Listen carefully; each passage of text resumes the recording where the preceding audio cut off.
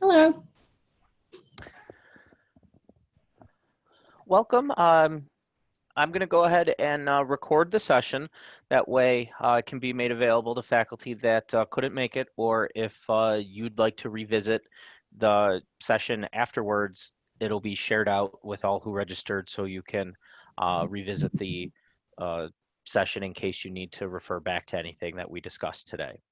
As Eric already put in the chat, you are welcome to place any questions in the chat that you have, as Eric will be monitoring that and responding. You're also free to unmute yourself and interrupt me and ask aloud as well. I don't uh, suspect the content of our session taking the entire hour, but of course we're here and available for the entire hour should you have any specific questions that apply to your course, or if you have any questions about how you can use some of these tools and features that we're going to review specifically for your own courses. Um, I trust everyone can hear me okay. If everyone can give me a nod or a thumbs up, thank you. And then I'll just, I'll dive right in. We will be jumping a little bit back and forth from my Google slide presentation to a little bit of demoing in Blackboard itself. But again, if you have any questions along the way, do feel free to unmute yourself and just interrupt me. I'm happy to field those questions right in line with the content as we go over it. Again, today we're going over the end of semester procedures. Now, I do want to kind of reiterate that none of these are necessarily requirements for you to do at the end of the semester. They're really more of recommendations with the idea of sustainability in mind. And when I say sustainability, I mean we spent a lot of times creating content in our courses, and it takes time to produce material. So what are some things that we can do to preserve the longevity or preserve the shelf life of some of those things, and to reduce the amount of time it takes us to deploy those courses again or deploy that content again? So we'll kick off. The very first thing that I always say to end the semester, and this goes out in my end of semester procedures document, but it's to celebrate the semester accomplishments. Probably this semester more than ever. I know I paid some very close attention to making sure that I pointed out some of the successes that the students had along the way, especially dealing with some of the remote transition. But post an end of semester announcement to wrap up the course, a lot of research is done around the area of student satisfaction and tracking what makes what students look for most in a course, and whether this is face-to-face course or it is an online course. One of the most highest rated indicators over and over again is teacher to student interaction, how available students feel that their teacher is to them. So these, again, this celebrating the semester accomplishment is a great way to end the course on a high note, to leave the student with a positive or interaction with the course. And it's also a really good opportunity, as you see in my last bullet there, to discuss some housekeeping things, discuss course availability options, send out reminders about any type of content that they may need for portfolio assignments, that they may need further on in their program. So it's, again, it's a twofold message that you're sending. Again, congratulate and celebrate those accomplishments, but also prepare the students for what's down the road and what they can expect from their course in terms of availability and accessibility to them in the future. And that might make that third bullet on the screen, that might make a little bit more sense as we discuss course availability. But what are ways to celebrate that accomplishment? I recommend sending an email. Sometimes if we post these messages in the announcement or in our courses, we can't guarantee that students see them. We still can't guarantee that they'll see them in email or that they're currently in email. It's after the semester, finals are in, grades were due at noon. They've already completed their course evaluation, so they may be detached. But again, hitting them with one final email, or depending on if you're still in communication, if with any incompletes or anything like that, but hitting them with an end of semester email can go a long way. sending an email through the self-service roster, posting an announcement in original, and being sure to check. Let me bring up my pointer here.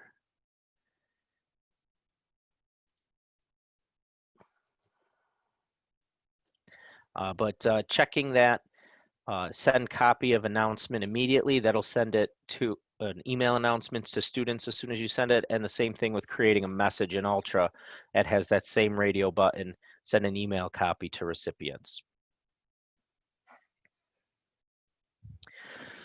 Next is setting the course availability. And if you've never done this in the past, or you're not sure what this means, this is something, again, that is optional for faculty. Courses remain available to students by default. We don't have a course life cycle at Damon. So when courses are created, instructors have the decision-making ability, or they have the power to decide if courses are private, if courses are available, and then there's an additional option that's available to us now that we are using Ultra base navigation in marking them complete. But basically, by default, if you don't change the availability of your course will remain available to students, and they can access all the same feedback, all the same content that they did during the semester that they can right now. If you choose, you can go ahead and make the course private, and a lot of faculty wish to do that in terms of upholding the academic integrity of the course, so that students from prior semesters who may be friends with or associated with in some way from someone who's already taken the class don't have any type of access to it they shouldn't otherwise. But you can make the course private, and that will still list it for the student among their courses in their term. However, they won't be able to click on it and they won't be able to access the course. So again, that is up to you as the instructor. The other part, as I mentioned, is that you can mark the course complete. If you choose to mark a course complete, a student can still access the content and they can navigate the course, but they won't be able to participate in it. So they can't submit anything new, they can't post to a discussion or anything like that. They can't input any data, but they can still access the course as a read-only. So that's another opportunity that you may choose. Again, so really in terms of course availability, it's set to available by default. You can choose to make it private, or you can choose to mark it complete. And anything that you do, if you make it private, you can toggle it off otherwise. Same thing with complete. If you mark it complete, it sounds silly, but you can also mark it incomplete, so that nothing is permanent or finalized. If you make it unavailable and then students come out and say they need to access something, you can make it available for them again.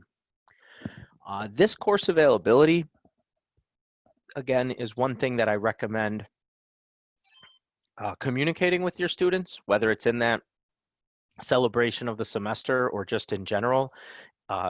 Something that I share with my students is in the ed department, we have they're expected to have build an ed TPA portfolio that they're building towards licensure. So I let them know, as of this date, the course will no longer be available. If there's content you want to retrieve from it, if there's assignments you submitted that you no longer have the copies of for whatever reason, go in the course and get them now, because as of this date, it will no longer be available to you. I don't typically have questions or issues after that, but again, it's something that I like to communicate so that they're aware of. And it's also, again, a reminder, if your department does have any type of portfolio requirements or expectations, just to let them know to retrieve those items or include those items in their portfolio now, so it's not a mad dash come program completion.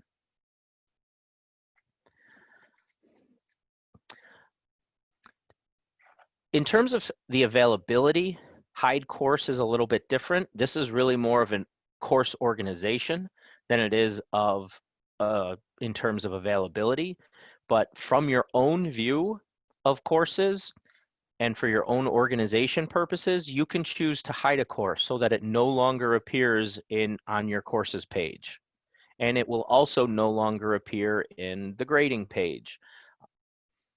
To show a course, or to hide a course, and I'm just going to demonstrate very briefly. But whether your course is in original course view or an ultra course view, it's the same task. We can choose to complete or make a course private, and it's going to ask us, are you making it private, meaning no student can access it, or am I completing it, which means students can access it as read-only, but they can't interact with it? Or I can, again, cancel. But if I'm hiding the course isn't hiding the course for my students, or it isn't hiding the course from Blackboard in general. What it is it's removing it from my course list. However, if I come up to my filter options, I can still filter by courses hidden from me, and I can bring it back at any point.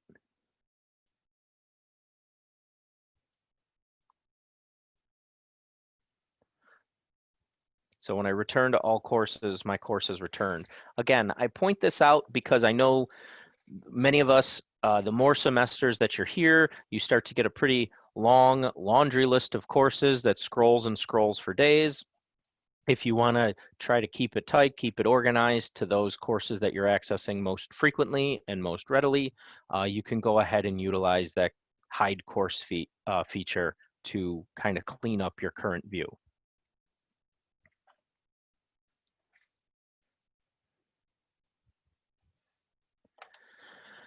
Again, to show a hidden course, as I demonstrated, you can filter to show those that are hidden from me, and then just choose to show the course again. The next part of this presentation is probably the where the most questions arise.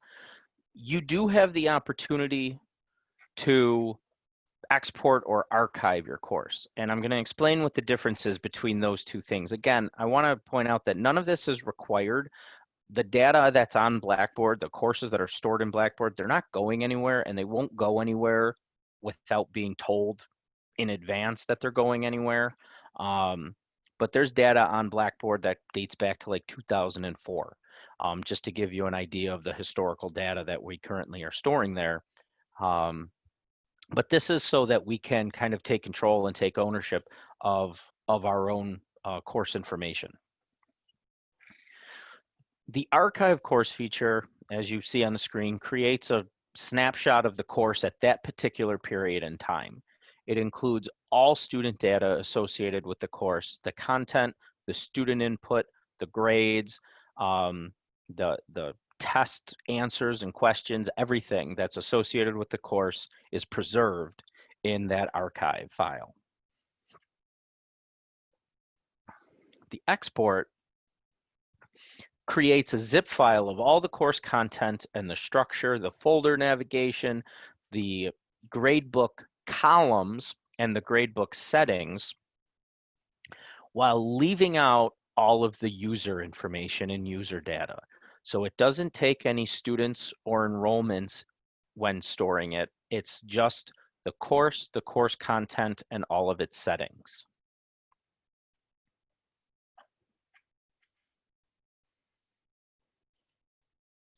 So how do we create these export or archive packages? In original, it can be created by going to the packages and utilities under your course management menu. When you export the package, you can choose what items in your course you want to include in the package. This is something that's unique to original. Ultra is a all or nothing export, but the nice thing about original, as I mentioned, if I open my course and I create an export, as you can see, I created an export in this morning sessions, but if I create an export package, I can choose everything in the course, or I can choose bits and pieces of it. This is an important distinction because if you can create multiple export files even from the same course. So if I want to preserve this entire course structure and settings, I can select all and I can create an export file. I'll click submit and I see as it starts to run. But let's say that there's items in this course that I might want to use in my other courses that the content isn't related, but there's some things that I might like. For example, if I have rubrics in this course, I can export the rubrics from this course and I can import them into another course. Say there's a generic discussion rubric or a generic reflection rubric that I like to use. I can take just that one particular setting.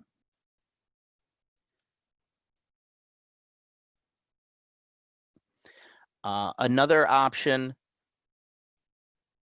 might be test surveys and pools. So if you're teaching sequential courses and you want to move tests from one course to another, I'm teaching Spanish 101 and Spanish 102. Now, I'm not going to use all the content from Spanish 101 in my Spanish 102 course, but hey, maybe my midterm or my final or some of my assessments would act as really good pretests, or they'd act as really good, you know, pre-assessments in some way so that students can kind of self-assess and gauge where they are. Hey, are you at the level of where we need to be to start Spanish 102? So you can bring those tests in of related courses and use those as supplemental, or you know, even use those as scaffolding in your quizzes or in your knowledge checks. So again, when you're creating an export package in Original, it can be the entire course, or you can pick and choose the elements that you would like to move over. Are there any questions about that so far?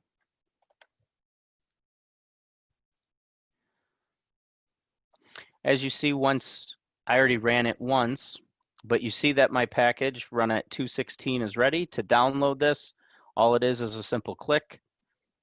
I have mine set up to ask me where I want to save it before it downloads. If you don't, if you have the generic Chrome settings, it's probably gonna, as soon as you click it, it's gonna automatically prompt that download, and you'll see the notification in the bottom left-hand corner. So when I click save, you get that notification for the download.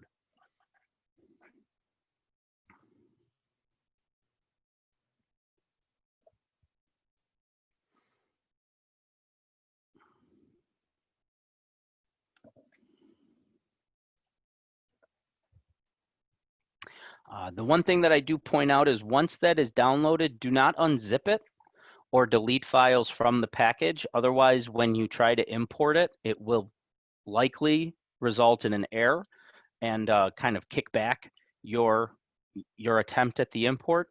If I point this out because I know some Macs particularly have settings that as soon as you download a zip file, it auto extracts all the files. So again, I point that out. If you need to change those settings when downloading an export file or something like that, I highly recommend it, because like I said, even if it unzips and then you rezip it, there is a chance that it won't import properly as a result.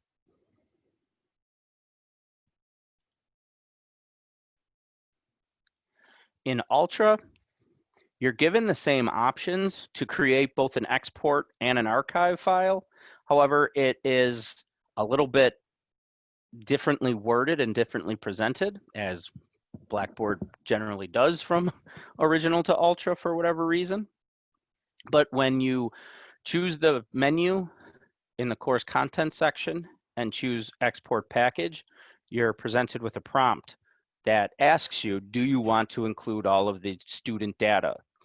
And clicking yes, I want the student data, creates an archive file. Clicking no, I don't want the student data, creates an export file. And again, I can go ahead and briefly demonstrate this.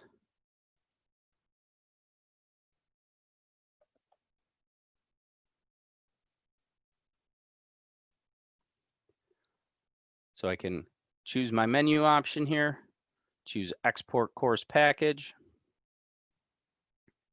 You can see all the previous dates that I've exported this course, but I click this icon up here, which is the export icon, to trigger the prompt, and it'll ask me. For this demonstration, I'm going to click yes. I do want the student activity, and you'll see the difference here. All of these past iterations, I've produced export files. When this process completes, it will have produced an archive file. Again, slight difference just in the fact that it contains the student data, whereas the export file is just that of the course structure, no student data included. These are really good if depending on programs or things like that, if you need to store certain student data to show proof for accreditation or anything like that. Again, this isn't to alarm anyone. There's no expectation that the data that's stored in Blackboard is going anywhere. Again, this is just to take ownership and control of our own course and organization and things like that. So as I bring up the panel again, I really would have thought it would be done by now. There's not that much in this course.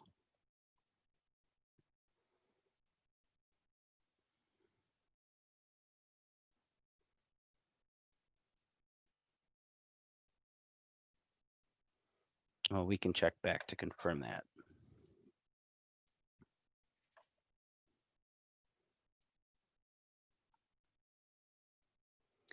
And then really the final step is download and storage. As I mentioned in original, all I had to do was click it to download.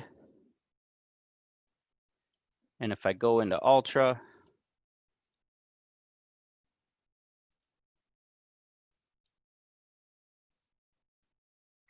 there's my archive file. So that's the one I just ran right now. Again, if I go ahead and I click this file, it's going to automatically queue the download, export file, course ID, click save. If I download this, archive file underscore course ID, and then a timestamp. And you can see the archive file is noticeably larger, and a big part of that is, understandably so, that it contains not just the course content, but also the student data associated with it.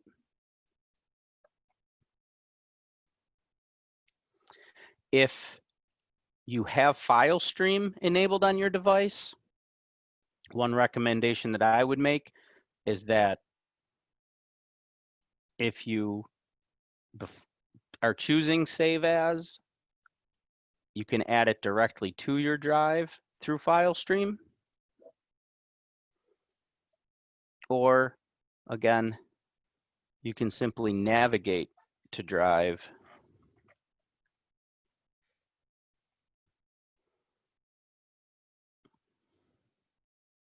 and upload the file that way. So in my downloads, here's my export file, here's my archive file, but I can simply add that. So some reasons why you might use an export file, again, you can choose just pieces of the course rather than the entire course. It's a great way to share with a colleague if there's a new instructor hired to teach a course or an adjunct, and you want to share materials with them, but you don't want to add them to as an instructor in your course, because sometimes that can create confusion for the students why there's multiple instructors, or maybe you're worried that somebody might edit your course without your knowing or something like that. So you can actually share the content by exporting it and then having them import it into their course. So that's one way of why exporting might be valuable. Another reason is, and I always add the kind of the disclaimer. I know that faculty in higher ed often teach at multiple institutions, and many institutions have Blackboard. If you download or export your course as a Blackboard course, it can be uploaded into any other instance of Blackboard. So again, in terms of who owns the intellectual property, that's an argument for anyone else, and I'm not suggesting anybody do anything unethical, unprofessional, or even that illegal. But if you were working with a colleague from a different institution or something like that, and you were creating a course in one instance of Blackboard, and you need to move it to another instance of Blackboard, perhaps for professional development, to present at a conference, things like that. That's other opportunities why you would export a package, export the course to be able to import in a different instance.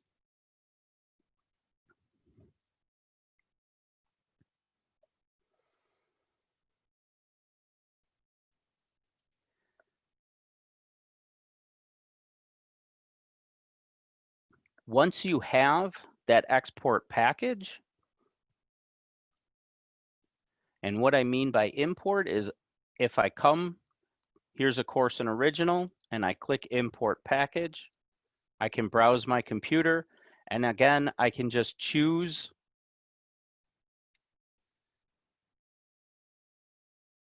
and I'm choosing the one that has original, but I can choose that export file for original. And again, I'm presented with the same list of things I want to import. So again, even if I've exported my entire course, but I only want to import certain aspects of it, I can choose what I want to import and what I do not want to import.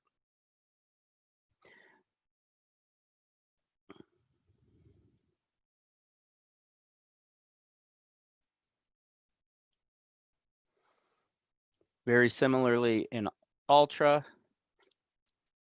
if I come to import content, I'm presented with options. If there's something in cloud storage, I can go ahead and take them directly from the cloud.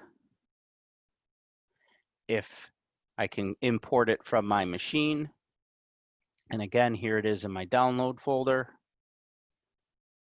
And when I import that, if I click open, it'll just start to process and it'll copy that course into my existing course.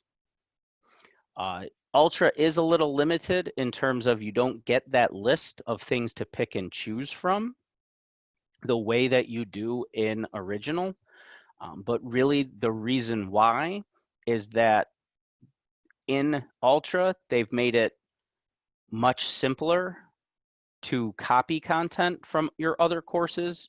So if you're working in Ultra and you want to copy content from Ultra to Ultra, either from the plus sign and then clicking copy content, or if I come up here and choose copy content, it's going to bring me to the same navigation pane.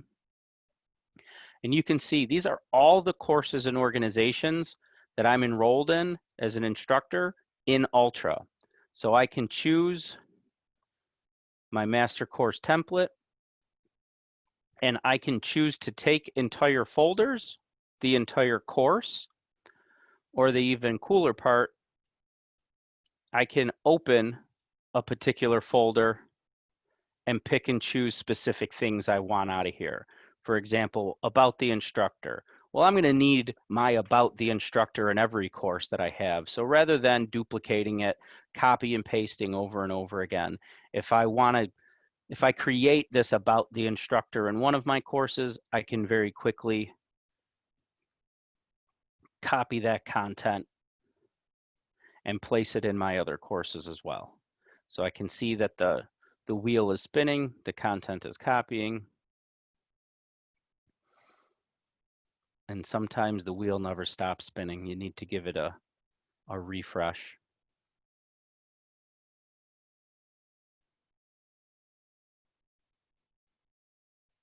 But here I have my about the instructor section.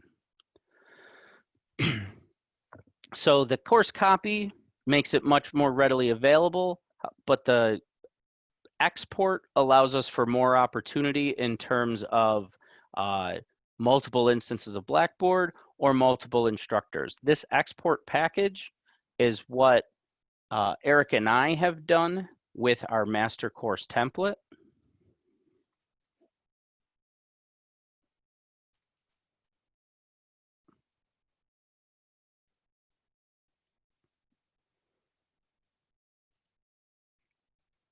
We exported the master course template in Ultra and Original. They're available for download, and they can be imported into any Blackboard course so that those elements can be used. We've also exported, again, just the single module out of those courses. This is the student support module that we include.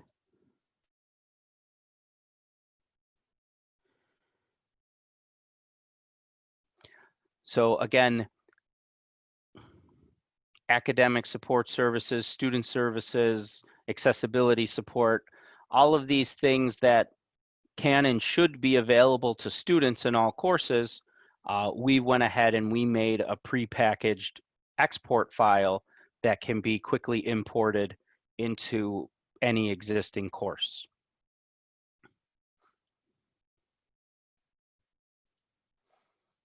Again, that's just one more demonstration of what the export and the import feature can do for us.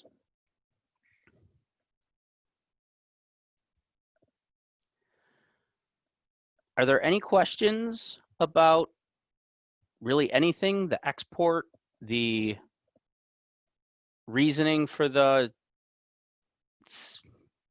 semester celebration announcement or communication, or the course availability? My own curiosity, what course availability do we think is appropriate for when a semester ends?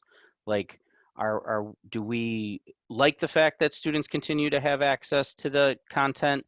Do you prefer making it unavailable to protect the academic integrity? Is complete something that you like the idea of so that they can read it and access it, but they can't submit things? How do we feel about that?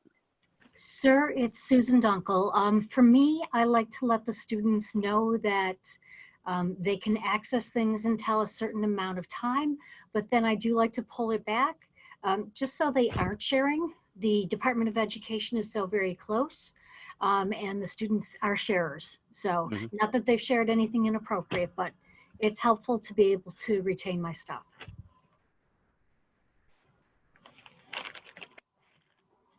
Sure, and again, as of right now, there are no universal settings. There's no universal date that Damon locks all students out. It's all pretty much instructor and faculty driven. But I do like to point out these tools and the differences between each label so that faculty can make the most, I guess, informed decision possible. Peter, I have a question. Sure. So I was trying to archive the file, and I'm in Original. And what it's telling me is there's an unexpected error because the path is too long on certain files. Okay. So I'm just skipping past that. But if I have kept it, if I have exported it as well as archived it, then one has the data from users and one doesn't, correct? Correct. Yeah, the archive will have the data from the users. The export will not. And Okay. the file paths, that's one of the, like, how many folders within folders within folders you have. There's a limitation to really how many it will preserve when doing that. So, and unfortunately, I'm not really sure of that limit. Ultra has built in that limitation. They won't let you create too many folders that exceed their, whereas Original doesn't, so you can kind of break its own rules, so to speak. Well, and I think that most of those are actually assignments that were given, and then I saved them under the student's file. So that's probably where the path gets long. So I don't really need that because I already have it saved for them. So you said neither, you don't have to export, you don't have to archive. But if you do one or the other, just for backup, just having the actual content of the class could be good enough. Yes. Yeah. If the export is for the longevity and continuity of the course. So the export is that maybe you're not teaching this for 2 years or something, or like I said, if there's another faculty member that you want to provide this content to, you can provide them with the export package. The Okay. archive is really more for preserving the student data and preserving this particular semester's worth of information. Okay. So like if you needed, if there was not that there ever would be, but if there was like an issue with like some communication about potential academic dishonesty or plagiarism or something like that, maybe you'd want to, again, create an archive file to kind of, again, take that snapshot of the course at that particular time. The question was raised in this morning session too, like if you archive the course now and like you have someone that's completing an incomplete and then you archive the course a month from now, like those are two unique archives of the course because it takes that snapshot and that student data at that time you run it. Same thing with the export file. If I export something today and I make changes to my course, I would of course then have to re-export because it's not a dynamic a file or folder that's going to change as I make changes within the system. Okay. So it's ways to, sometimes I also recommend if you're considering the switch from original to ultra and you copy your content over to the fall and you're like, oh, I'm going to go to ultra, and you start playing around with it and you start working on it, and then you're like, oh man, this isn't going to work because there's some critical functionality or feature that's not available or something like that. If you've, we still have the fall course or the previous course that you copied it from originally, but if you export a particular version of the course that you're like, okay, this is my, point of no return type of thing. I'm going to export here. I'm going to play with it, do some stuff. We can revert back and restore the course back to that export file rather than, trying to click and undo everything that was done. Okay. So again, it's ways to preserve and, like I said, to really think about the sustainability. So again, exporting is for courses down the road. Archive is specifically preserving the data from this semester. Okay. Thank you.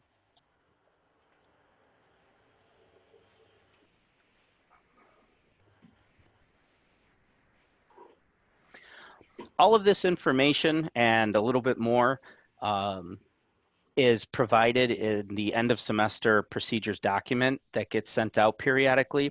This is kind of the Cliff Notes version, but all of the topics have resources that either link directly to the Blackboard repository of information, talking about course messages and announcements, archive instructions on how to archive, export, and then in turn import. Again, more information on what the course availability looks like and how to change it. So that's all available at the end of semester procedures as well. If you ever need to get there, there's a shortened link, day.men, end of semester. But again, this gets emailed out periodically and is a nice refresher or checklist of some of those things to do.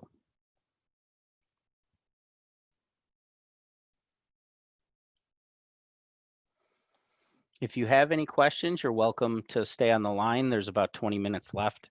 We're happy to field any questions if you want to go change the availability of your courses. Unfortunately, I wish similar to conditional availability, you can set like a day or time that it's going to go unavailable. But there's really not that functionality available. But you know, if you wanted to go do that now, and then you had any questions, we'll be here. But as always, you're welcome to schedule an appointment with either myself or Eric, who's not on the call as well. But I'd like to announce we have hired an instructional designer by the name of Angela Stockman to add to the team of instructional designers. We're very excited to have her on board. So as she continues to get onboarded and become acclimated with Damon and Blackboard and Quality Matters, she'll be available for consultation as well. If you email id@damon.edu, it'll go to all three of us, Peter, Eric, and Angela.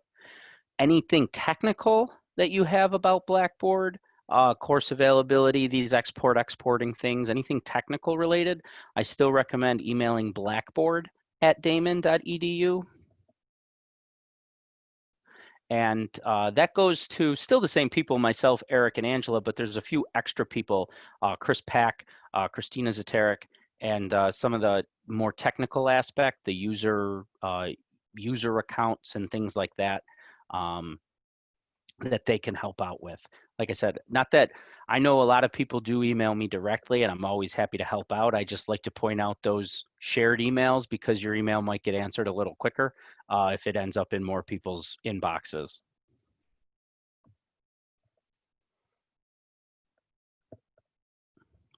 But if there are no other questions, you're more than welcome to leave, but Eric and I will stick around for a little bit longer just in case anything comes up.